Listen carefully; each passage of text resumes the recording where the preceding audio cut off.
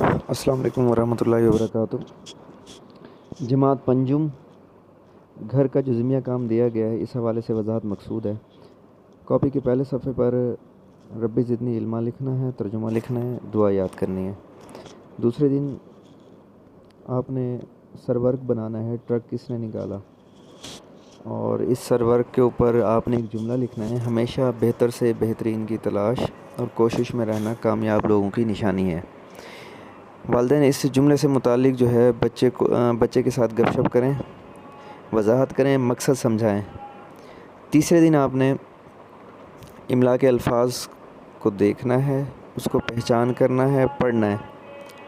پٹڑی، ہسپتال، آمد و رفت، یہ سارے الفاظ جو دیے گئے ہیں تو آپ نے اس کی اچھی طرح پہچان کر لینی ہے۔ چوتھے دن آپ نے اس کا املا دینا ہے اور ان الفاظ کو بار بار پڑھنا ہے تاکہ روانی جو ہے آپ کی زبان پر آ جائے اور آپ کا تلفظ بھی اس روانی کے ساتھ ساتھ شامل ہو اور تلفظ بھی بہترین ہو جائے۔ ٹیسٹ جو ہے، جائزہ جو ہے املا کا، وہ کاپی پر لے لیں۔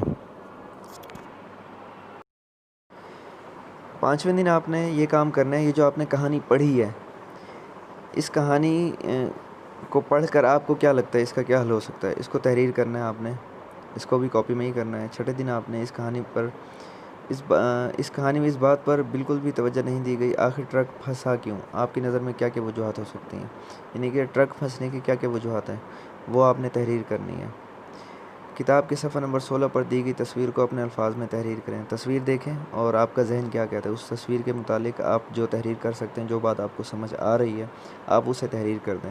آٹھویں دن آپ نے جو سبق پڑھ لیا ہے، 5 معیاری سوالات بنانے ہیں آپ نے، یعنی کہ جوابات اس میں موجود ہیں، آپ نے سوالات بنانے ہیں اور یہ آپ نے نوٹ بک میں اسے تحریر کرنا ہے۔ 9ویں دن کتاب کے صفحہ نمبر 18 ہمارے ہادی ہمارے رہبر صلی اللہ علیہ وسلم، اس کا عنوان صفحہ بنائیں، سرورک بنائیں اور اسی صفحے پر لکھیں لقد کان لکم فی رسول اللہ اسوۃ حسنہ، اس کا ترجمہ لکھیں۔ آیت لکھنے کے بعد اس کا ترجمہ بھی یاد کرنا ہے آپ نے، اور والدین کوشش کریں کہ تفسیر میں سے اس کا ترجمہ دیکھ لیں، اس کا جو مفہوم ہے وہ دیکھ لیں اور بچے کو سمجھائیں کہ اس آیت کا مقصد مفہوم کیا ہے۔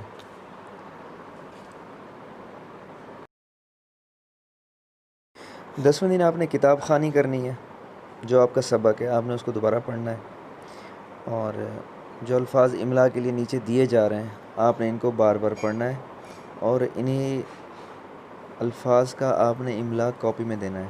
11ویں دن آپ نے سبق کی کتاب خوانی کرنی ہے، درست جو ہے تلفظ ادا کرنا ہے اور روانی اس سے آپ نے پڑھنا ہے۔ تو والدین اس کا جائزہ لے لیں کتاب خوانی کا، جس میں تلفظ، روانی اور الفاظ کی ادائیگی کے حوالے سے خصوصی توجہ کریں۔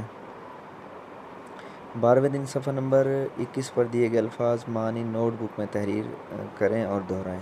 تو الفاظ معنی آپ نے پڑھنے، دہرانے ہیں اور نوٹ بک کے اندر کالم بنا کر لکھ لینے ہیں۔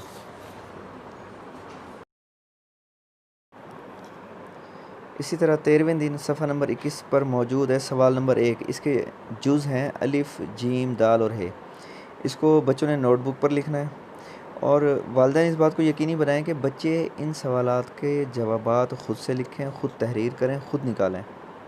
14ویں دن صفحہ نمبر 21 اور 22 پر موجود سوال نمبر 2 اور 3 پر بچے والدین سے مل کر زبانی تبادلہ خیال کریں، ان میں موجود علمی نکات سے بھی استفادہ کیا جا سکے۔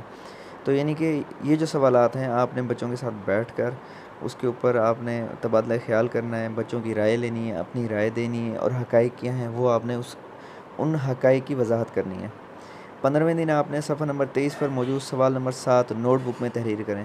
جو سوال نمبر 7 دیا گیا ہے، اس کے جتنے بھی جز ہیں تو ان کے سوالات جو بھی ہیں، جتنے بھی سوالات ہیں، ان سوالات کے آپ نے جوابات نوٹ بک میں تحریر کرنے ہیں اور بچوں سے آپ نے تحریر کروانے ہیں۔ اس میں اگر بچوں کو کسی بھی قسم کی کوئی مشکلات آتی ہیں تو آپ رہنمائی ضرور کریں۔ جزاکم اللہ خیر۔ السلام علیکم ورحمۃ اللہ وبرکاتہ۔